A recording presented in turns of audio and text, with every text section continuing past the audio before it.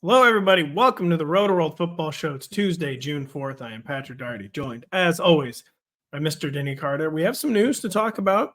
OTAs and off-season practices are beginning to dry up, so pretty soon we're not going to have any news to talk about. We're going to have to come up with stuff, concoct, like hackneyed. Is that how you say that word? Hackneyed. Forced themes will be coming your way very soon. I'm going to force the themes. Trust me. But for now, we have news that includes Justin Jefferson becoming the highest paid wide receiver in the history of mankind. Christian McCaffrey becoming the last running back who will ever make over $15 million per year. 2 new deals for 2 of the best skill players in the entire NFL. Then we have Bijan Robinson taking the fantasy manager copium, saying their offense is going to be normal, much more like the 49ers. Tyler Algier will not play every third snap for some reason. And then we have the Lions talking up a bigger role for Jahmyr Gibbs, which is good. We like, but it is with the classic offseason talking points of he might line up in the slot. He might even go out wide. We don't know. We have no clue. I don't have anything to do with this. I mean, I know I'm the coach, but I don't know. Right. If he's running, if he's our main deep threat this year, then so be it. So if J-Mo doesn't want to step up, Jahmyr Gibbs will. I'll tell you that right now. So and then we'll debate Bijan Robinson versus Jahmyr Gibbs, 2 top-5 ADPs of the running back position for guys that are not going to be every down players, or at least we know Gibbs won't be. Bijan hopefully will be. Then we'll get to the Bears talking up DeAndre Swift. The Seahawks saying Jaxon Smith-Njigba knows how to practice now. All right. That one's kind of interesting. Now we're cooking. We are. The Broncos remembering Marvin Mims exists. Sean Payton's like, that's right. I did draft that guy. Right. Sean Payton didn't play him last year because he thought the previous regime drafted him, and all year, like, Coach, you drafted this guy. Like, you can actually play him. He's your guy. Oh, shit. Right. The analytics department had to remind him that Mims is still on the roster. Speaking of analytics, Denny, team facilities. Adam Thielen had some comments on this in the Carolina Panthers. What were they? Yeah, so, Thielen was very blunt, honest about Carolina's team facilities. He said this to the Charlotte Observer just today on Tuesday. I think they're behind a little bit as far as facilities. He said, we probably have the worst facilities in the NFL right now, and I don't think that there's anybody who would argue that. But at the end of the day, it doesn't matter. You got to go play football, and you got to go win games. One thing I know, Pat, I don't know what else will happen after these comments, but I know that Panthers owner David Tepper will take them in stride. He will take them in stride. He'll be fine. To be even more cynical, it could have been a paid hit job by David Tepper. Go out there, act like the building's falling apart so I can get $1.2 billion in tax breaks. Whatever you want, boss. Whatever you want. Because Adam Thielen, this was in conjunction with more than anything else, North American sports teams, more than winning, more than signing good players, their favorite thing to do is to unveil sketches of new stadiums or renovations. They love sketches, yeah. They absolutely love sketches. Without fail, it always looks like Tomorrowland at Disney World. So I remember the future utopia. Right, the Dolphins sketch looked like it was on Mars. Yeah, the stadium was on Mars. I was like, that's not going to happen. Whatever that is, that's not coming to fruition. The broke future Las Vegas A's. Yeah, it looked like the nicest mall you've ever seen that also happened to be on Mars. Like, I don't know if this will actually happen. Right. So 6,000 people can go see an A's game on a Wednesday afternoon, please. Stop. Come on, man. That's a low blow. They're my A's, by the way. That's right. That's right. You're a Vegas sports fan too. You're a Golden Knights. You've attended a Golden Knights game. I am. I love the transplant city of Vegas and their teams that I guess people enjoy. I love their arena easily getting taken over by fans from Alberta in Canada. We saw that happen in real time. Would you have remembered? Not a bit. Would you have remembered the Las Vegas hockey team's name if I hadn't said it? Yeah, I think so. I enough DFS. Yeah, right. That's it. That's how I learned the sports. By the way, Adam Thielen, when he says they have the worst team facilities in the NFL, what he means is that they only have 3 world-class weightlifting facilities instead of 4. Yeah. Like the Rams the Rams have like 6. We've been to that team facility. the biggest parking lot in the world with about 10 weight rooms. And by the way, the analytics don't really agree with Thielen's assessment of the Panthers facilities. On the most recent NFLPA report card, the Panthers received a C+ on their locker room, a C+ on their training room, a B in their weight room, and owner David Tepper received a D. Wow. So again, a total Tepper hit job. Like go out, tell the press that our facilities are so antiquated that 2 players died last year. like coach, owner, I think they could fact check that. No, just tell them 2 players died. Right. Has anyone seen Miles Sanders? They were hit by falling beams. Like I feel like the Charlotte Observer might fact check. Well, the thing is, though, there is a stadium in the NFL where that's happening. It's FedEx Field, or what the stadium formerly known as FedEx Field. Yeah. What is it called now? Is it still not? Is it not FedEx? I actually don't know. Maybe producer Adam knows, but no, it's still FedEx. It's still FedEx. I thought FedEx had pulled out of that whole arrangement, but we'll see. No, that's the team. The team is no longer called the Commanders. They're changing the name yet again. It's Commanders Field. Commanders Field? Good God, man. I mean, look, they're going to find a corporate sponsor that we've never heard of and cannot pronounce. So that's I wanted to go on another rant here about American sports stadium naming rights, but we have to start talking about football. Well, obviously, the Commanders are going to play in Blingle Stadium. Wow. Which is a cryptocurrency. And I hear that stock is a bubble. Yeah. So I have all my money in it, so we're hoping that it comes through.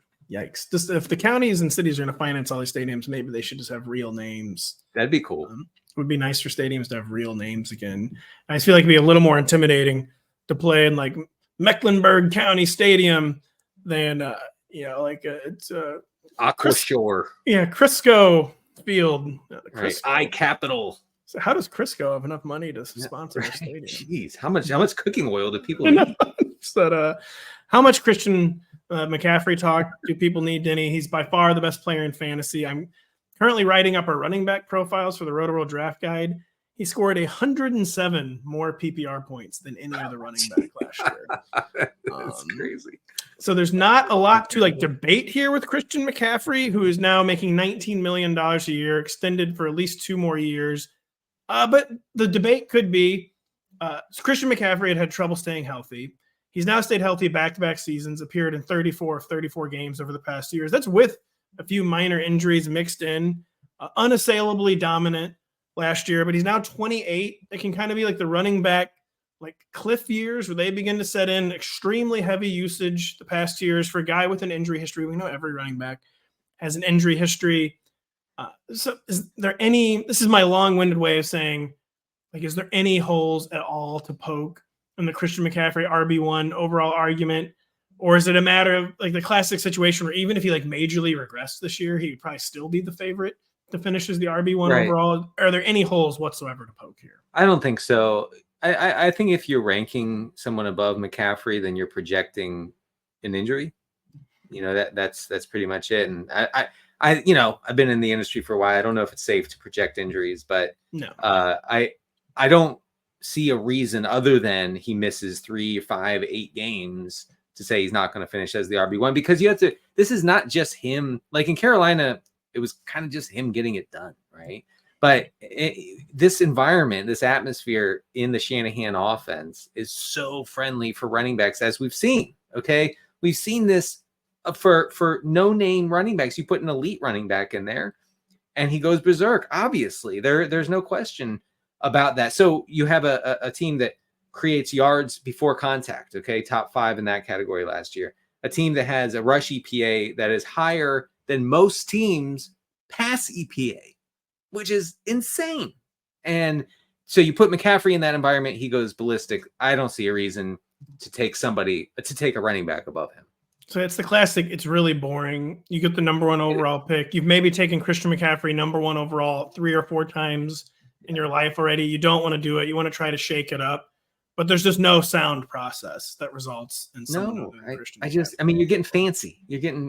He could lose 25 to 33% of his efficiency from last year, which can't happen to running back, and it probably still wouldn't even matter. It just wouldn't matter.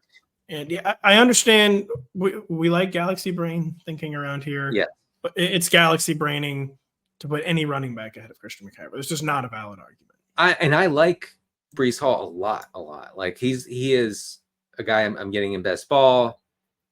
He, you know, I do think that he has upside to challenge McCaffrey, but I if I had the number one pick, I'm not taking Breece Hall. I'm not even thinking about it. Absolutely love, by the way, to see Breece Hall's reps getting managed in OTAs. I mean, what do you want? Just saying. I'm just saying. I got a Twitter beef with my managing reps with a baseball beat writer today. My first Twitter beef in a while. Really? Yeah. It wasn't like hardcore beef. Yeah. But Dan Hayes, beat writer for the Twins, does a fine job. But the Twins are basically saying Royce Lewis is so injury prone, they're not going to allow him to play baseball anymore. Essentially, like they're basically saying can't run hard ever. So yeah, I don't know. Maybe I should be like if that might be a bad sign. Basically, if you can't run and make baseball. When I see a baseball player like pull up lame, running around the bases, makes me question. You have nothing but contempt. I just like you had to run one time and you hurt yourself. Come on. But I'm not talking about like fake hustle to first base or whatever. Royce Lewis doesn't need to be beating it down the line to first base. But they're basically telling him like he can't run hard anymore. I question if that strategy will work. Denny, I question the soundness of any running back going ahead of Christian McCaffrey. Should that extend to wide receiver? Is there no valid argument for, say, Justin Jefferson, who's now also recently extended, one of the highest paid players in the NFL, I believe the highest paid receiver of all time now, $40 million a year, or maybe 39. Excuse me if I have those numbers wrong. But catching passes from J.J. McCarthy, the quarterback who we love to debate, the quarterback who was never allowed to throw, and now has the highest paid receiver in the history of the NFL. This is a fake question I'm making up right now. Any argument to get J.Jeff back in the number one overall mix? And just what is the Justin Jefferson outlook with the rookie quarterback? You know, second-year first-rounder in Jordan Addison. Are we going to still get the level of Justin Jefferson dominance we're used to in 2024? I mean, when he came back for the final 4 or 5 games of last year, he was his usual dominant self, and that included just commanding all the targets in that offense. 30+% target share, and he got it done for fantasy with Nick Mullins, your favorite quarterback. Yes, in the NFL, favorite athlete. And so I would say conservatively that J.J. McCarthy is an upgrade over Josh Dobbs. And are you saying no? Well, I'm just as a rookie. I know it's Kevin O'Connell. I know it's the Vikings. I know it was the system at Michigan. It's just quite a leap to think that the guy who threw 19 times a game is suddenly going to be totally fine as the 35 to 40 attempts guy in the NFL. Is all I'm saying.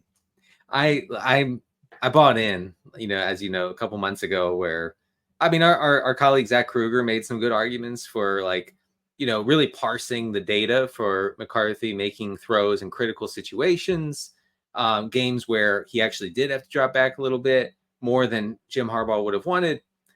And he did fine. He did actually really well in those situations. I know he had one bad throw to a coach in OTAs, and that means that he's a bust. But I trust O'Connell. I trust him to put this kid in a good position, and a good position includes simply throwing the ball to Justin Jefferson all the time. So I feel like I just feel like there's a few leaps in logic. They're defensible leaps in logic, but we need a few things to happen with J.J. McCarthy that haven't happened yet. And one of them is being a high volume passer. And I guess there's no difference between being a low volume passer. Like if you can throw, you can throw. Like the volume doesn't really matter. Like if you can spin it, and they clearly think he can spin it, it's a totally different style of quarterbacking than he's. It is. I like his chances. I like his chances to be fine, and probably not great. You're gonna think I'm nuts. I actually think that he'll be just as good as Cousins in that offense. Because I don't think Cousins is special, so I don't think you do either. I mean, Cousins is fake good. McCarthy might be fake bad. That's what I mean. So maybe they'll converge in the middle. Because McCarthy was fake bad. Not that anyone thought he was actually bad, but you know what I mean. Like artificially bad from a statistical perspective. Right. He wasn't allowed to do anything. Whereas Kirk Cousins has always been artificially good from a statistical perspective because when he gets to throw 42 times a game. And hey, it doesn't show up on the stat sheet. If you throw an interception every red zone trip or take a sack every third down, it doesn't matter in fantasy. Well, it doesn't matter at all. I also think McCarthy has way more dog than Cousins. He does. And I think he does. that The Kirk Cousins like dog levels rehabilitation tour, I have not liked at all the past. He 2 wore years. a gold chain once. I know. Like, he's on a Netflix show and it looked like he cared. Like, yeah, wow. Yeah, Hope he cares. Like he did. He was going through rehab, and that showed that he. I mean, lots of players go through rehab. I didn't understand that at all. I mean, he did come off as likable. I get that. He has children. That's true. I don't got know. my vote.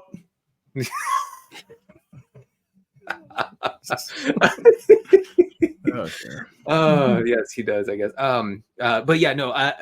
Long story short, I'm taking Tyreek Hill over Justin Jefferson. Are you really? Okay. Yeah. Is that it though? Is that what you're saying? Yeah. For me, it's Hill, Jefferson, Chase, and then the rest. For several years, I took Jahmyr Chase over Justin Jefferson because I thought there was kind of like just an extra element of big play in Jahmyr Chase's game, and it hasn't really quite manifested since that rookie year for Jahmyr Chase. And Jahmyr Chase's ADP is ahead of Justin Jefferson this year, which I just don't agree with anymore. Yeah, I think the sample size is just too large of Justin Jefferson being the slightly better overall player. Also, Hawkinson's going to miss who knows how much of this season. I would guess maybe half or more. And that means Jefferson just gets so many targets, and Addison doesn't have any chance of challenging that target supremacy. Like that's not happening. So I wouldn't be shocked if Jefferson is the runaway leader in receiver targets this year. Well, a lot of faith in J.J. McCarthy. A lot of faith. Well, or Sam Darnold, either one. Man, come on, man. It's better than Nick Mullins, and Jefferson was fine with Mullins. It's true. It is true. Nick Mullins, Kirk Cousins and the dog levels thing, man. They're fake. I've never seen faker dog levels in all my life. Yeah, it's fake. It's obviously fake. And Michael Penix says dog levels for days. This situation's going to get so toxic in Atlanta. Oh, it is. That so I'm toxic. glad you mentioned that. I can see it in my mind's eye. The headlines saying Penix or Cousins, Penix or Cousins. That's going to be a question this year. I can't wait for the first time where he's trying to stay calm on the sideline, but they throw a Cousins pick and they immediately kind of catch Michael Penix just grimacing a little bit, where he's not trying to be unsupportive, but he involuntarily grimaces. Yeah, oh yeah, sure. The Cousins pick. Sure. And it'll be on Twitter all week. The fans will be talking about it all week. It is happening. I mean, the injury, I just feel like there are several paths. I'm trying not to be hyperbolic here, but several paths to Penix getting playing time. No, it is true though. Cousins, man, too. In addition to the fake dog levels, I'm not saying he has no dog levels. I do think Cousins actually is a little snake bitten. Things just do tend to go wrong for him for some reason. I agree. He did not say what you will about Kirk Cousins. He did not sign up for this. He would not have signed with the Falcons if he knew they were drafting a quarterback at number 8 overall. He just straight up would not have done it. It's actually a pretty low down, dirty thing for the team to do, as we've talked about. But we talked about the process of it is if you take a quarterback in the top 10, that quarterback is therefore a top 10 quarterback and is destined to succeed. Yeah, of course. Right. That actually was the process. You could have drafted who was the guy who was drafted into the Saints? Spencer Rattler. You could have drafted Rattler number 8 overall. Top 10 quarterback, he's going to succeed. That's how it works. Kirk Cousins. I feel bad for that. He did not sign up for this. He did not. It's gonna end poorly. Obviously, it's gonna end poorly. The Falcons they're gonna throw away. It's gonna be 8 and 9 in this horrible division. The recriminations are gonna be happening before Halloween. It's gonna be kind of amazing. But if we can get some sweet targets to Drake London and Kyle Pitts, I'm fine with it. If we can get some sweet Falcons debate, we'll do it. But it'll be right after this. The field continues to narrow as we draw closer to champions being crowned at the French Open. Find out who advances on the clay courts of Roland Garros by streaming matches on Peacock today through Sunday. Novak Djokovic tore his meniscus in the first set yesterday and still won a 5-setter. Yeah. Then withdrew today. Francisco Cerundolo down extraordinarily bad. I watched a little bit of the French Open and on Peacock. And I decided that I would need to be hospitalized if I played one set, just one. Oh yeah, On that court. I was thinking the dumb normie thought yesterday. I don't know how I started debating this in my head. I started in my head thinking if Novak Djokovic had played a 5-setter and then had to stay awake 24 hours, if I could win a single point off of him, and that includes just like an unforced error from Novak Djokovic. And I decided the answer was still no. It was no. It's no. He's been up over 24 hours and has already played 5 sets of tennis. I could still not even fluke into a point. You know why it's no? Because if he had the second serve, he would just lob it to you and then crush it. Yeah, because the second serve, which is going to be quite literally automatic for him, would be the most overwhelming serve I've ever seen in my life. Like being on top of me in like a nanosecond. You would have a panic attack halfway. If I somehow managed to return it, it would be an immediate slam back. It would be. He would have to be up for I think 96 hours straight to maybe like it's on the verge of like actually collapsing for me to maybe win a point. So you're saying there's a chance? There is a chance. You could get 1 point off this guy. There is a chance. If he's been awake 96 hours and is playing with a torn meniscus, I might get a point off of Novak Djokovic. Denny, are you going to get a point off Bijan Robinson this year in the debates? Because you thought he was bad. You said he was bad all last year. Oh, you got a point there, I guess, apparently. What? No. Bijan Robinson said the Falcons, basically confirming what we want to hear, are going to be, quote, more run first, even though they were very run first last year. Like how they use Christian McCaffrey down there in San Francisco. San Francisco, of course, north of Atlanta and far, far west. So it's not down there by any stretch not down from Atlanta. But that's a quibble. I've been, again, like I mentioned earlier in the show, doing our running back profiles for the draft guide all day. Another involuntary debate I was having in my head was Bijan Robinson versus Jahmyr Gibbs, because ascendant sophomore players who both had really good rookie seasons, even if it was kind of disappointing for Bijan Robinson, but two unique situations, two unique in different ways, with Bijan coming off the really disappointing rookie year, with that coaching staff being cleared out, and then Jahmyr Gibbs having such a good rookie year, but David Montgomery still in that backfield, can't be dislodged on early downs. We'll debate those two versus each other in a second, but Bijan, he's the RB2 right now. So we're going right back at it after getting burned so bad with Bijan Robinson last year. But do you have enough faith from a team that just did the most galaxy brain quarterback process of all time? Do we think they'll do the rational, normal thing in the backfield and just give the keys to Bijan Robinson and we don't have to worry this year? Yeah, right. I mean, the big reason I didn't go in on Robinson last year, and I don't think I had him on any redraft teams. And you could not have been more right. Was because of Arthur Smith. I didn't like the way he was talking about the backfield, and it was very much dismissed, I think, overall in fantasy circles as just coach speak. But he really did like Tyler Algier. Anyway, yeah, I mean, Bijan, by all accounts and by almost every metric, is a really good running back, and with a good workload, with a top 3 to 5 workload, he's gonna be amazing for fantasy. Like that's not a question. I mean, as a pass catcher last season, if you look at yards per route run, Bijan was 24th among running backs at 1.16. Room for improvement there. I take no pleasure in saying that Tyler Algier was second in yards per route run with. That's because he ran like 40 routes. This is. I remember he had like an 80-yard touchdown reception, I think, at one point. That helps. That's fake news. He ran 108 routes last year, so it's not a lot.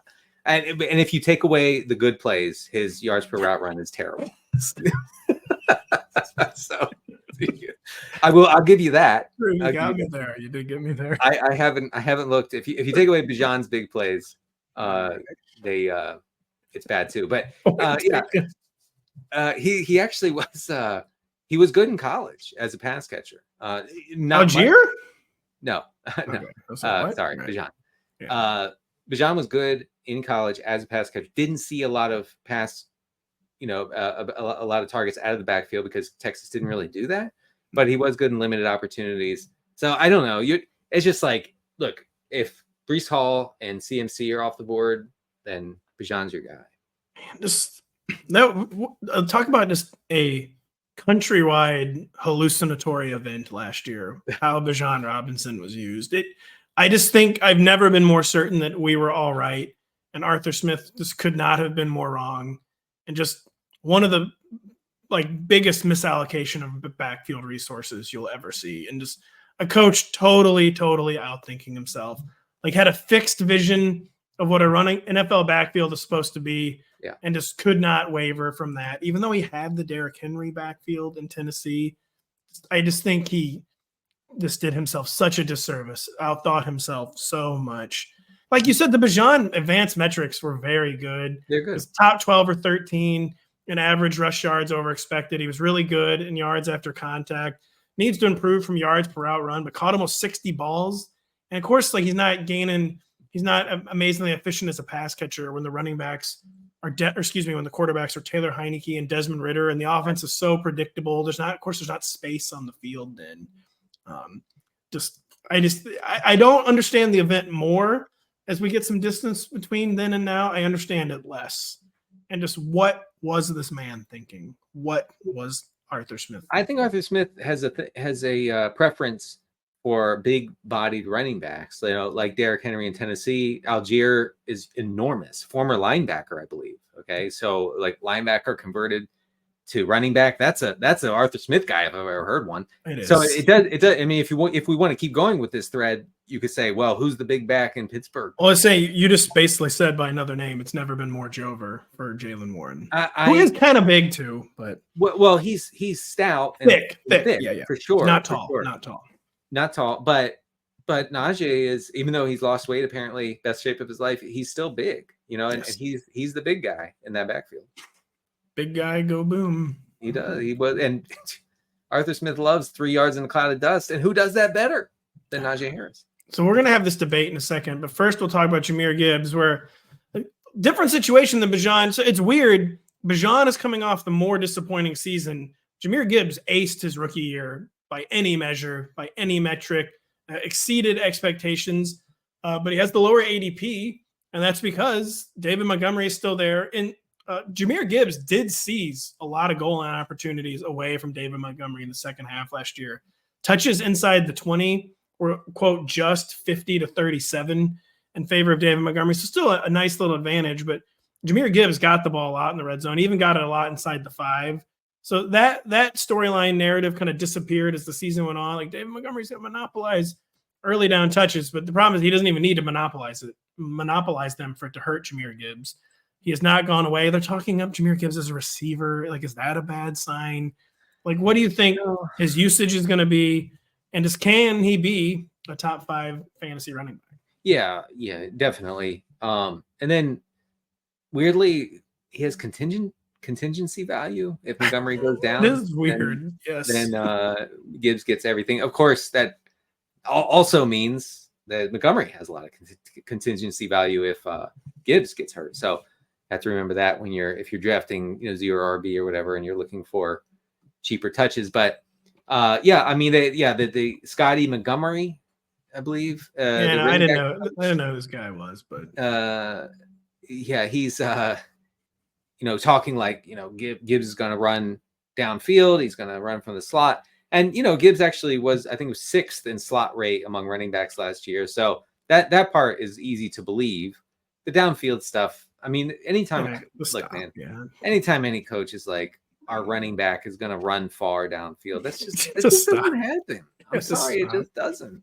Sometimes they'll hit them on a wheel route, 15, 20 yards. That doesn't even count. Yeah. And but no one, they're not like, Jahmyr, get to the boundary and just sprint. They're not even that fast. No. Jahmyr, line up one-on-one with Sauce Gardner and press coverage. They're not that. And they, oh my God, it drives me nuts. So the downfield thing, just forget about that. But obviously he has a ton of pass catching upside. He was also really, really good after the catch last year.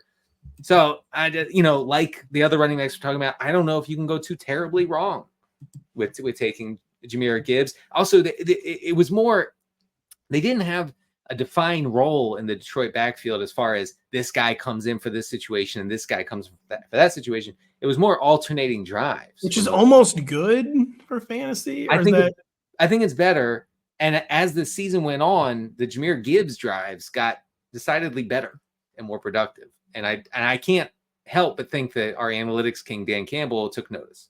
Maybe David Montgomery will just become a breather back this year. That's actually not outside the realm of possibility. I think a reduced role, maybe not breather back status, but a reduced role is in the cards possibly. What if I told you, so say I talked about Novak Djokovic tearing his meniscus. What if on August 28th, David Montgomery tears his meniscus and is out at least the first 6 or 7 weeks of the season? Then are you still clear-cut taking Bijan Robinson over Jahmyr Gibbs? I know this is a pointless hypothetical. But say you knew Jahmyr Gibbs had the Lions backfield to himself.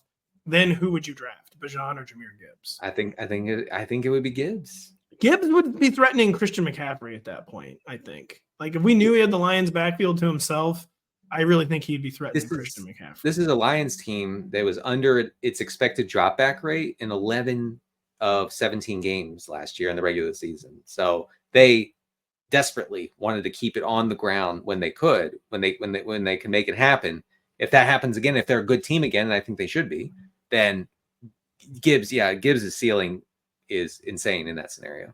But in the reality we live in now, you're not afraid of a Bijan rug pull, and you're still taking Bijan over Jahmyr Gibbs. I think so, yeah. Because Bijan, he's the RB2 right now. Gibbs is the RB4. So they're in the same area code. Two very fascinating players. But, man, why does everyone have to have, like, do you even accept the premise? Does Bijan Robinson have question marks this year? Or is that just kind of like leftover trauma from last year? And are there not even question marks with Bijan Robinson? And, back in the day, a guy like Bijan Robinson coming off such a disappointing season would be going in like the 3rd round. Yes. No, without a doubt. Now everybody is eyeball deep in the spreadsheets. Everybody's savvy. Like, no discount on this guy who devastated every single fantasy team he was on last year. So I don't think I think you're right. I mean, it's like just leftover hurt feelings maybe, but there are no holes in his game as far as the numbers are concerned. I've never seen him play, but on the spreadsheet, he looks good. And I just don't think this new coaching staff is not going to make the Arthur Smith mistake and let Tyler Algier being good be the enemy of Bijan Robinson being great. That was the mistake I thought Arthur Smith made last year was, you're right, Arthur. Like, Tyler Algier probably deserves to be a starting runner. Maybe you shouldn't have drafted Bijan Robinson, for instance, because you already had an NFL level starter in Tyler Algier, but then you did draft him, and you should not have let Tyler Algier being good be the enemy of Bijan being great. It just made no sense. And I don't think this new coaching staff will have such a hang-up that Art did. No, I trust Zach Robinson, the offensive coordinator at Atlanta, to do the right thing. I believe that he will just give it to Bijan Robinson because he's good. And Tyler Algier remains a good late-round pick, by the way. So you're saying if Zach Robinson has the courage, Bijan can still be the second RB slot is what you're saying. You got to believe he does have the courage. I do trust him. You do. The Bears, they're talking up DeAndre Swift, who they paid a lot of money, 3 years, $24 million. A deal really a lot of people did not see coming because the DeAndre Swift theorem seemed to finally get disproved last year. Like, just get him in a better offense. Just get him a little better usage. Mm-hmm. He's in one of the best running-based offenses in the NFL. I mean, of course, the Lions ended up being that too. But with Jalen Hurts, with the tush-push offense, with this explosive team, and then he just was stuck between the 20s all year. So you go first. I'm sorry to interrupt. I get the idea of the Eagles' offense as a good running offense because you look at the EPA numbers and they're all very high and they all look good. I don't think it's a bad place for running backs, and it's why we don't love Saquon Barkley. It's why we didn't love Miles Sanders. My theory is that it was a bad place for running backs and that the retirement of Jason Kelce and the mysterious knee injury that has still not really been explained of Jalen Hurts is going to equal more goal line opportunities this year. It's possible, but Swift was good at times last year. You don't have to pretend he was good. He was No. I actually have some numbers I'm going to share with the class real quick, but from a rushing standpoint, he did struggle at times, but this whole offense was bad after the second half of the season. This offense was a mess. Okay. So I don't know if I'm going to hold that against him. as far, the Bears, including Matt Eberflus, talked up DeAndre Swift as a pass catcher. And I have a brief history of DeAndre Swift as a pass catcher. Can you, before you get into that, let me just read the quote where Yeah. Matt Eberflus said he sees DeAndre Swift as, quote, a weapon back. That's a big improvement on a web back. Yeah. People may remember. He seems high on, I think I'm reading your blurb. Eberflus seems high on Swift's ability to play on any down and distance, saying Swift was somebody they needed to, quote, operate on third down and even on first or second down and be a weapon in the deep part of the field. Come on, man. Again with this stuff. Stop. He mentioned the possibility of splitting Swift out wide, noting he can run the full route tree. All right, anyways, that's dumb, but they clearly like him as a receiver. Take us down the path of DeAndre Swift as a receiver. Yeah, so when you have Rome Odunze and DJ Moore, obviously you're going to send DeAndre Swift downfield. Or even like we're going to really be sending DeAndre Swift into the slot with checks, notes, Keenan Allen. I mean, come on. None of this is happening. Stop. All right, first of all, like the Bears were bottom 3 in pass rate over expected last year. I'm actually looking for it right now. Bottom 5. Sorry, they were 5% on their expected drop back rate. Okay, so that's going to change this year. They're going to get up probably into the top half of the league as far as pass rate over expected. That creates more volume. That could be good for a guy like Swift, who will be the third or fourth pass catching option here. So 2023 bad year as far as pass catching for Swift. He was 44th in yards per route run among running backs. Okay, and so that wasn't good, but you keep digging and you find some good stuff here. In 2022, Swift was 6th in yards per route run among backs. I remember the year 2022. Yeah, he was also 5th in yards after the catch per reception. In 2021, he was top 20 in yards per route run. And in 2020, Pat, he was 7th in yards per route run. So I do think we're talking about a guy who can be good as a pass catcher. And in Philadelphia, he was in a bad spot. Say maybe it's a victim of the Eagles' offensive decay, offense that does not feature running back targets, so on and so forth. And honestly, it boils down to this. We can talk all our fancy stats all off season. It comes down to, is the guy going to get opportunities? Is he going to be out there running routes? And it sounds like yes. And sometimes that's all that matters. Yeah, despite getting burned last year, I do share your. I didn't have a ton of DeAndre Swift shares last year, but I've always liked DeAndre Swift. I always like players with that profile. And yet, despite it not paying off with the Eagles, I do kind of agree that even though he's going to the offense, starting a rookie quarterback, an offense that had always been very conservative and run heavy before they drafted Caleb Williams, just everything about the Bears this year screams they're going to spread it out and play USC ball. And yeah. Like they signed not a real running back to be their RB1. Like they want to play Pac-12 football. Oh, they want to play to Caleb Williams' strengths. And it does seem like that'd be very, very good for Mr. DeAndre. Just put a dome on that stadium and you're cooking. Oh my God, come on, man. That's it. That's all you got to do. Their stadium plans are falling apart. They might end up building a dome in like East Troy, Wisconsin or something at this point. I mean, whatever it takes, man. You move them to Toronto, whatever. Just, get a dome over these guys. Very un-American to say that. Very, very un-American to say that. It would also be un-American to not take a short break. We'll be right back after this. Indy 500 winner Joseph Newgarden looks to keep his momentum going this weekend as he battles the world's fastest drivers at Road America. Tune in Sunday at 3:30 p.m. Eastern on NBC and Peacock to see who takes the checkered flag in Wisconsin. I bet that racetrack's in East Troy, Wisconsin, by the way. East Troy is like kind of like a far-flung Chicago suburb, but I might be incorrect on that. I'll take your word for it. Yeah, I'm totally really guessing on this based on something I read like 15 years. People have to show up like, yeah, nice try, buddy. It's a Milwaukee suburb. But I have actually no idea. I don't even know why I know what East Troy, Wisconsin is, Denny. I don't even know why people think Jaxon Smith-Njigba is good. He's not. No. He was bad all last year. Apparently the Seahawks agreed where they're kind of like damning him with faint praise where the feeling inside the Seahawks organization, quote unquote, was that JSN has really improved his practice habits. The implication, of course, being he did not practice well last year. New head coach Mike McDonald agreed, describing JSN's work ethic as awesome. And I mean, would that be good or bad news that the reason JSN struggled as a rookie is because he had a poor work ethic and didn't practice well? Well, it wouldn't be unprecedented, obviously, for a rookie to come in, a guy who was dominant in college, and maybe to expect it to be as easy in the pros. That's good. That's a charitable and realistic reading. And I mean, I'm thinking of Brandon Ayuk, who famously was a complete debacle as a rookie, as far as working, practicing, showing up on time, doing the little things, right? Focusing on the details. He was driving Shanahan and the coaching staff crazy with that stuff.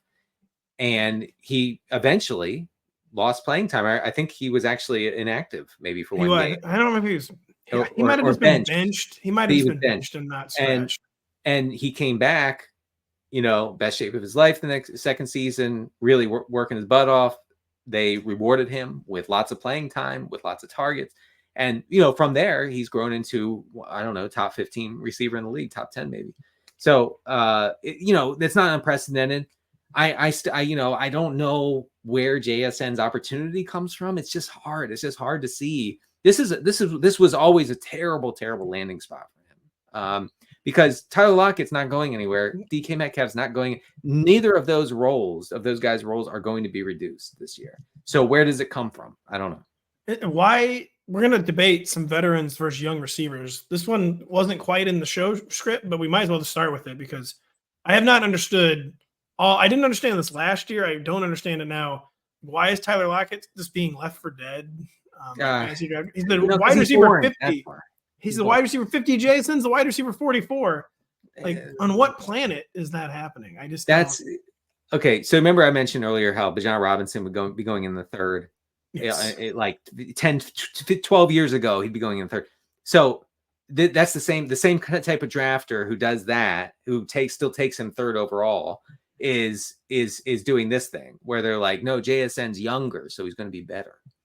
He's a first round pick. I get it. Like, he's not just some guy, but neither is Tyler Lockett. I just don't see, like, Tyler Lockett is one of the ultimate undead zombies of NFL football. Like, he has been undead zombieing for 5 or 6 years already at this point. And he kind of finally came down to earth a little bit last year, under 1,000 yards for the first time in a long time, but was still 122 targets last year. That was his most in 4 years, second most of his career. Like, he was kind of inefficient because things went sideways in that offense. On what planet is JSN like sending Tyler Lockett to the dustbin? I just don't see it happening. Yeah. I mean, look, Tyler Lockett had 8 or more targets in half of his games last year. It was a tough end to the season. It wasn't that wasn't very good, but I have no doubt that he's still the wide receiver 2 there behind Metcalf. So what I'm saying is, if you're taking JSN, you're not hoping, but you're banking on an injury to one of the other 2 guys. That's it. And Tyler Lockett, I couldn't quite remember. I just double-checked his contract situation. He cannot be released. I guess maybe he could be traded, but this isn't going to be like a Leonard Fournette situation where he gets cut during training camp or something like that. Most of the avenues for JSN are foreclosed. Like, the only avenue he has is to come out and just be amazing, to be first round Ohio State JSN. And I guess could happen. It could. I guess he could. If I remember reading some stuff. Seeing him on the sideline last year with Geno Smith. I do think that maybe there was an attitude issue.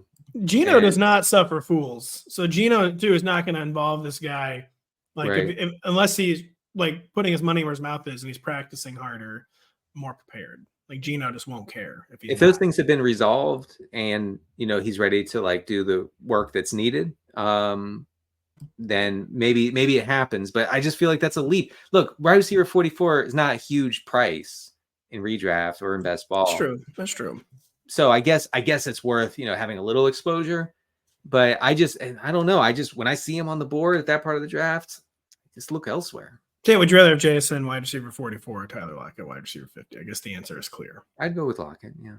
Would you go with Lockett 100% of the time, or sometimes, do you want to mix in the I guess I'd sprinkle in JSN. This is a generational issue, Pat. It is. You do understand that. I mean, it is. Like us older millennials, we're all in on Lockett. Kyle and his Zoomer army they've never even heard of Tyler Lockett. Did Kyle admit that JSN is bad? I'm trying to remember. No. He's still on the JSN, had a good yards per route run in college.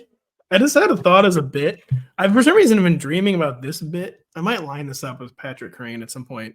I'm just calling them during the show and then putting my phone up to my microphone. I thought about doing that with Kyle just now and JSN. Yeah. Do you like JSN? We're not. You're clear. You're not on the podcast right now. Right. You can say anything you want. They probably shouldn't say that to Kyle. So, anyways, moving on. Marvin Mims, as we said, Sean Payton remembered he drafted the guy. I said you're going to see a lot of growth from year 1 to year 2 for Marvin Mims. Marvin Mims doing absolutely nothing as a rookie is one reason people are pretty excited about Troy Franklin, even though he's a 4th rounder. Lots and lots of targets for the taking this receiver core. The traded Jerry Jeudy, where Cortland Sutton seems like at best maybe slowing down as like a boundary role player, one who commands a lot of red zone targets. It could still remain a factor in fantasy, but Marvin Mims was a rookie. We were so he was last year's Troy Franklin. He was a day 2 or 3 rookie that we were just like overly excited about because the opportunity seemed to be there. We liked the profile on paper, ignored the red flags like he was not a 1st or 2nd round pick. And then he did nothing. But are you looking past him just not doing anything for Sean Payton last year? And are you more excited about Marvin Mims or Troy Franklin? Troy Franklin, because I think that, his history with Bo Nix, who I still expect to start, even though apparently the early reports were not very good, which is great for you, for your brand of Nix hating. I'm coming around on Nix, man, because it's just like, whatever. Sean Payton, this is Sean Payton's, I don't know how much you follow film. Francis Ford Coppola, the director of The Godfather, Apocalypse Now, many other classics, has invested $120 million of his own money in his last feature, Megalopolis. This is not a joke. Premiered at the Cannes Film Festival, I think that's how you say it, earlier this year, to very mixed reviews. But it's like his personal passion project because he's at the end of his career. Francis Ford Coppola is over 80. That is Sean Payton with Bo Nix. This is his last stand. If Bo Nix doesn't work, he's not getting a 3rd chance in the NFL. He is all in on Bo Nix, and there's no point pretending he's going to get 1,000 opportunities to fail. The NFL is out on old guys, and Sean Payton is getting there. So I agree. Also, what you said earlier about Bo Nix, whatever. I think that's what the Broncos said when they drafted Bo Nix was whatever. That's not what Sean Payton. Sean Payton totally he I'm sure from very early in the draft process was telling anyone who would listen in the Broncos facility, Bo Nix is our guy. He clearly convinced himself that Bo Nix is the skeleton key to this offense. I want to be clear. I'm relatively a Bo Nix guy compared to the median fantasy analyst. But I like Troy Franklin because I think he'll be involved in the intermediate more so than Mims. Mims, look, he's super fast, as we know. He's an analytics darling. He was good last year on deep balls, on targets of 20-plus yards last year. He caught 5 of 11 for 248 yards and a touchdown. That's really efficient stuff. He had 8 targets between 0 and 9 yards last year. 8. Total. Just dumb. And I forgot about that. He actually was effective on the deep stuff. He was. I also misspoke. He actually was a 2nd-round pick, by the way. So, I don't know. I think that they're going to use him as a kick returner. I think they're going to use him as a situational deep threat. But if you're looking for fantasy points, somewhat predictable fantasy points, I think Franklin will be your guy. I hate to, use this cop out, but I do think Mims is better in best ball. That is a cop out. It is, but it's a guy who you have no idea what's going to happen week to week with this guy. You're going to love it, if you happen to have him in your lineup and he catches 1 ball for 85 yards and a touchdown. But there are weeks where I bet you he'll go targetless in this offense. They essentially have identical ADPs, by the way. 171 overall for Marvin Mims, really? 167 for Troy Franklin. It depends on how you're putting your best ball team together. The way I do it, I would take Mims in best ball. And it also depends on how you're putting your redraft team together. But I do think that probably Franklin would be the option there for redraft. That makes sense to me. That scans to me. And it's just also another class of Broncos. I feel like it's the 5th year in a row. We don't really know how Broncos receiver targets are going to shake out. Like for Tim Patrick is still on the team. Like she's never even played for Sean Payton, and Sean Payton like can't stop talking about Tim Patrick ever. Like so. I mean, Patrick's missed 2 straight seasons. He has. I'm real quick making sure he's still. Pretty sure he's still. No, he is. I saw. And they're still talking about him like all the time. For some I saw him reason. practicing today. Yeah. Oh, wow. So there you go. Oh, yeah, they agreed to renegotiate a deal 3 months ago. Michael Pittman. Aren't you declaring it Jover for Michael Pittman? Well, ADP of 31. Adonai Mitchell, 120. Adonai Mitchell, though, already creating hype. You think his deep game is a better fit with Anthony Richardson's deep game. You think Michael Pittman was just a Gardner Minshew swamp creature, basically what you're saying. Like handouts from Gardner Minshew. And what do you is a Jover for Michael Pittman? Yeah, obviously Pittman is a product of Gardner Minshew, like so many receivers. No, I'm kidding. But look, if Anthony Richardson had played 17 games last year, Pittman would have been a disappointment for fantasy. I think that's. I thought he did okay, even when Richardson played, didn't he? He was fine. Can't look it up. What did you say? So you can't look it up. No, we don't. There's no way to know. So I think that Pittman is being drafted based on the pass volume that this team had last year, which wasn't a lot, by the way. But we're not going to see that if Richardson is the quarterback because Richardson runs. He runs. So, and he runs in the red zone a lot. So on what would have been last year, Gardner Minshew dropbacks from the 10-yard line, those are going to turn into Anthony Richardson rushing attempts. They just are. And that just lops off a lot of upside for a guy like Pittman. Man, I was about to say, I regret to inform Denny that Michael Pittman had 10 plus targets in each the first 3 games last year, but Anthony Richardson got hurt in the middle of week 2. So it was only 1.5. He did have 11 targets with Anthony Richardson in week 1. I do remember. I remember that. Yeah. Yeah, I do. I actually do. That was quite memorable in DFS, actually. Yeah, it was a fun game. I actually asked you for that game. Did you really? Yeah, because you were so in on Ant. I was. I really wanted to see that game. And Calvin Ridley was good for 1 quarter. That was cool. Yeah, that was cool. Josh Downs, by the way, this guy's ADP is kind of high. Who? Josh Downs is the wide receiver 62.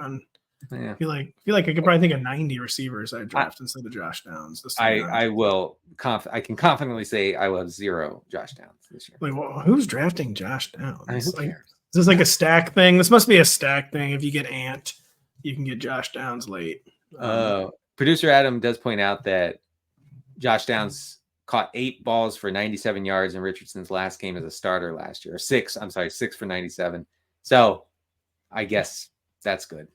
Yeah, whatever. But Adonai Mitchell, AD Mitchell, whatever you want to call him, he's very interesting to me. He does seem like a guy who will succeed if only to spite everyone. Yeah, it's true. I mean, this guy, the AD Mitchell, the DK Metcalf vibes are just like off the charts right now.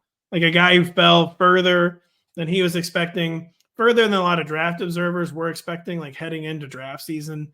And maybe to someone who got galaxy brained out of the first round. He seems quite displeased about it. Quite displeased. The enemy is speaking so kindly to AD Mitchell right now. It's crazy, and obviously holding a knife. And AD Mitchell doesn't like that. I do foresee crazy that just there will be a few AD Mitchell explosion memes this year. And if you get it right in DFS, you're going to win a lot of money. And if you get him in best ball right now, which I think he's at a reasonable cost, ADP, and stack him up with Anthony Richardson, I think you're going to have some fun weeks there in best ball. Let's call him DK Mitchell. Let's get it trending, folks. I think that's confusing, Pat. I think we should just call him AD. That would be so extraordinarily confusing if someone tried to get that trending. Should we get Xavier Legette as a bust trending, or already injured his hamstring? We're talking about before the show, one good year, like kind of one good game. Already hurt. Wide receiver 65 ADP. Adam Thielen is really in the lock-it zone, left for dead, wide receiver 72. It seemed like you had no second thoughts that you would rather have Adam Thielen than Xavier Legette. Yeah, I mean, one is going to score fantasy points and the other is not. I don't know what. I'm just like, Yeah, I know. come on. I know. What are we doing? Again, What are we doing here? It's a generational thing. Look, if you were Well, born, hold on, not even the Zoomers like him. This is a boomer thing. This is like David Tepper, if you like intervened and really, because he plays down in the Carolinas region. He probably saw him have one good game. He probably had a bar and they had the SEC network on. Oh my god, playing Jacksonville State at noon on a Saturday. This might have actually happened. That happened. I'm sure of it. I mean, we'll never be able to prove it, but that scenario, it definitely happened. I have no doubt. 100% happened. Yeah, we don't even need to like get any reporters on that. That is what happened. He saw this guy explode one. And if the Panthers play Furman this year, Xavier Legette's going to go nuts. Just so you guys know. And Furman was the most shocking upset in NFL history. I haven't seen the schedule, the Panthers schedule, so I don't know if they play Furman. We'll have to look into that. They play Furman in their final preseason game. Okay, well, hey, you gotta really get heavy on Legette. We'll say Legette will be surprisingly playing. Wow, they're really featuring Xavier Legette in the third round, or the third preseason game. You don't usually see that for a first round pick, and that'll be the first really bad sign. Yeah, look, I mean, he has a hamstring issue. He admitted last week, I think it was, that teams were kind of worried about his lack of, refined pass. He did, and he also said he had already solved that, which I was sort of surprised on. That he thought he had solved that in one off season. Yeah, what 6 weeks? Yeah, the past 6 weeks. Yeah. I mean, I just don't know. I think he will go down as a bad pick. Very nice young man. Love the accent. It's amazing. He's extremely charming, good accent, and also a good quote. Really good, very open, not cookie cutter stuff coming from him. So I appreciate him a lot. I also just think that he was overdrafted. It's the classic, like, you're doing the player a disservice. Like, let him be a third round pick and then maybe let him develop. Like, putting these first round expectations on him just seems like destined to end poorly. Yes, it really is. You're right. You're right about that. Like, just see if he'll fall. They didn't have to take him there. By the way, when he goes off, we're gonna be very lucky that everything bad we've said about him was in audio form and not like a tweet. It'd be a lot easier. It'd be a lot harder to old takes expose us on that one since it was all audio. They don't have the discipline to go through the audio. No, they could easily find the tweets. They don't have the discipline to go through. No, they don't have the dog to do the audio clip.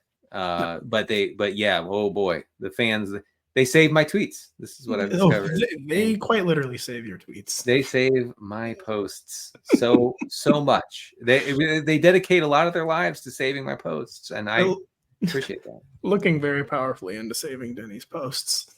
I'm positive somebody out there is hiring people to save my posts. Just be like, oh, you said this guy wasn't going to be good. He just had one good game. What now? Where is your God now? Where is your football podcast now? Because it's over, but it's coming back in 48 hours with Mr. Kyle Dvorak. Denny, you're hard at work on the draft guide, I hope. Or are you probably already done? I know how you are. I'm mostly done. We are done with the receivers, and 7,000 words is a lot of words. How are you already done? I decided to just do it instead of, but the other option was not doing it. So I just chose the first one. I chose option 3, which was to write an extremely long other article when I needed to be working on the draft guide. No way. And now no way. Working nonstop. So I was actually afraid to ask when the deadline was. So I just started. I started hustling. Good. Yeah, that would be a classic Denny situation to ask. And hey, it was 2 weeks ago. I thought you already sent it in. Yeah, right. Or you sent it in like a month early. I was like, should I ask? I'm not going to ask. I'm just going to grind. That's what you're basically always early on any deadline. So yeah, you didn't need to ask. We love our deadlines. We love not knowing the deadline. You say you never tell a writer the deadline. That's like I can't know it. No. It's bad for my process. Don't give me a deadline. Just let me cook. Never give the writer the real deadline. Just editing 101. It's podcasting 101 to end the show before the 60-minute mark. So for Denny, I'm Pat. Thank you for listening. We'll be back in 48 hours.